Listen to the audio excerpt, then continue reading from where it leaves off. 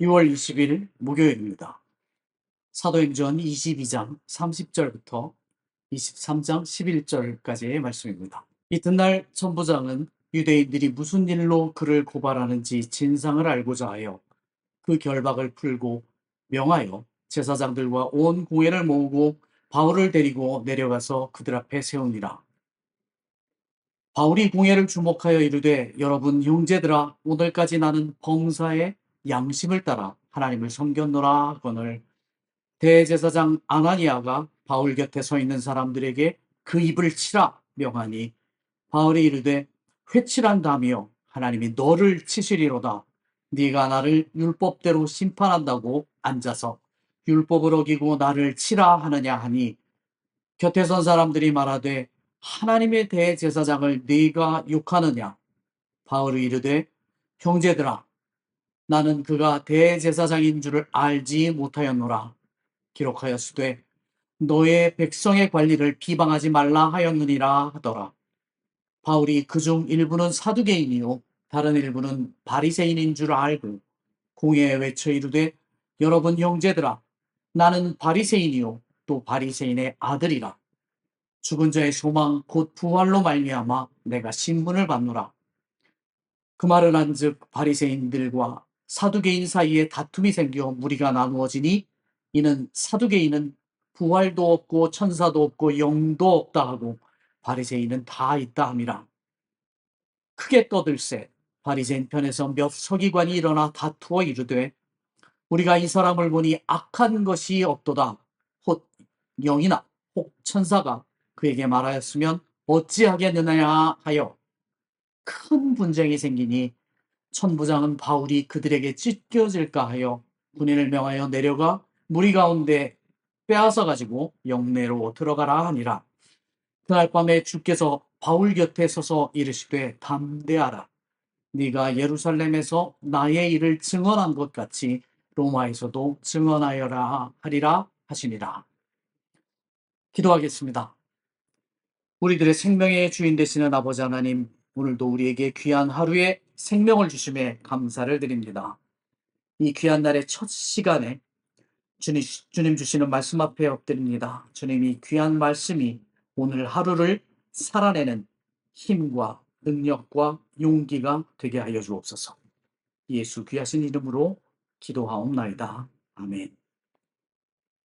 할렐루야. 우리 주님의 축복과 은혜가 오늘 이 새벽에 주시는 귀한 은혜가 되어 우리 모두의 힘이 되기를 주님의 이름으로 축원합니다. 오늘 본문을 보면 결국 바울은 동족 유대인의 손에 붙잡힙니다. 하지만 당시 로마의 관리인 천부장이 자초지정을 명확하게 가려서 공권력을 올바로 사용하기 위해서 바울을 공회 앞에 세운다라는 장면이 기록되고 있습니다.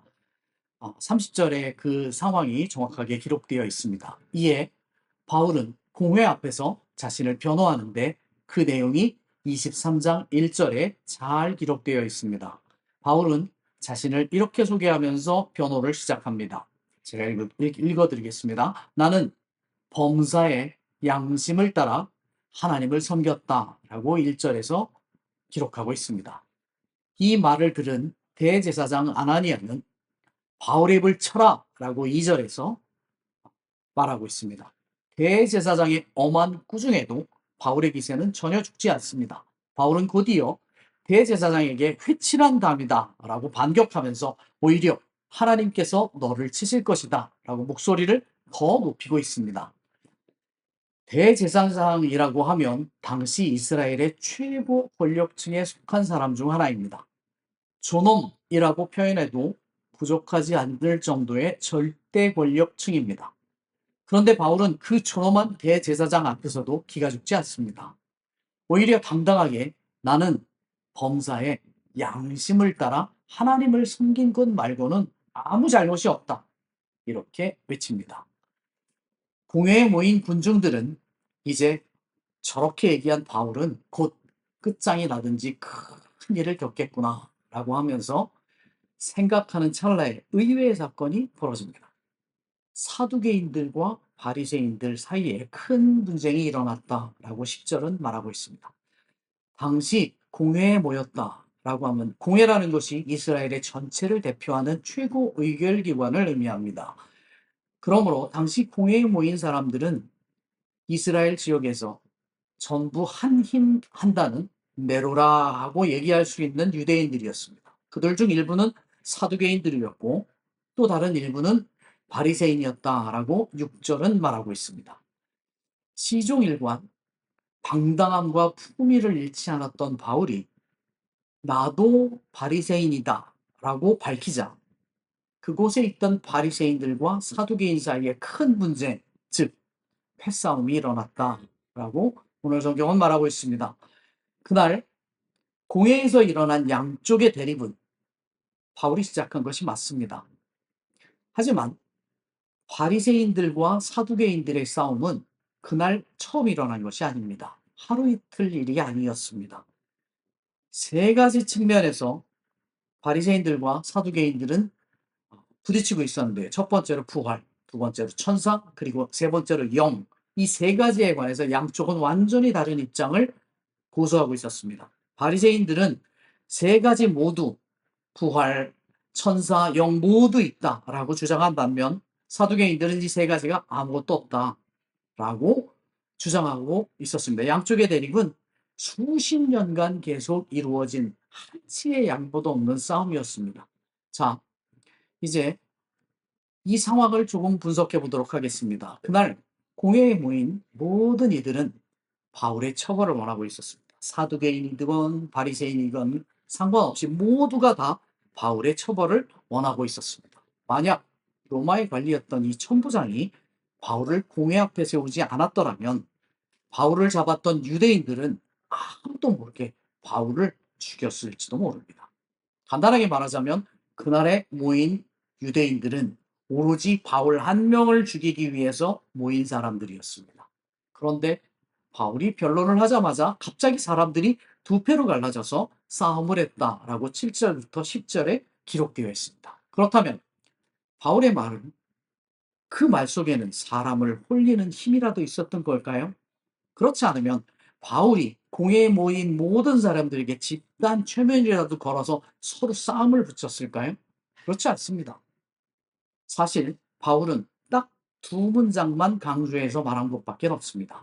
가장 강조해서 말한 것은 첫 번째, 1절입니다.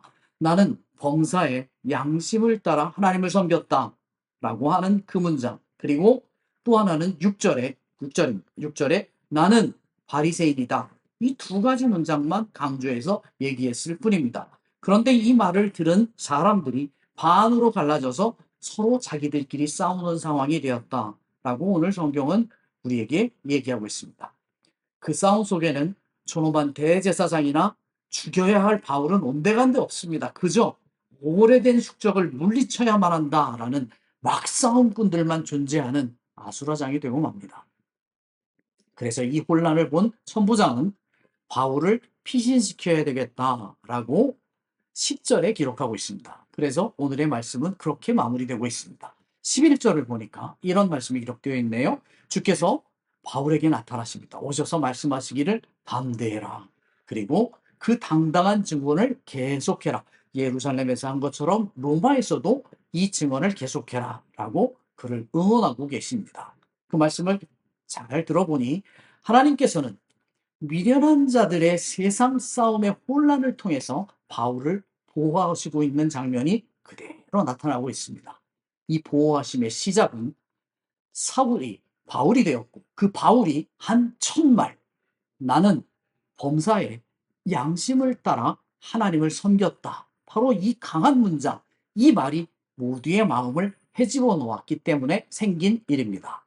여러분, 누가 여러분 앞에서 나는 범사에 양심을 따라 하나님을 섬겼다라고 한다면 여러분 마음은, 여러분 생각은 어떠실까요? 나도 그런데 저 사람도 그렇구나 라고 생각하실 분이 계실까요?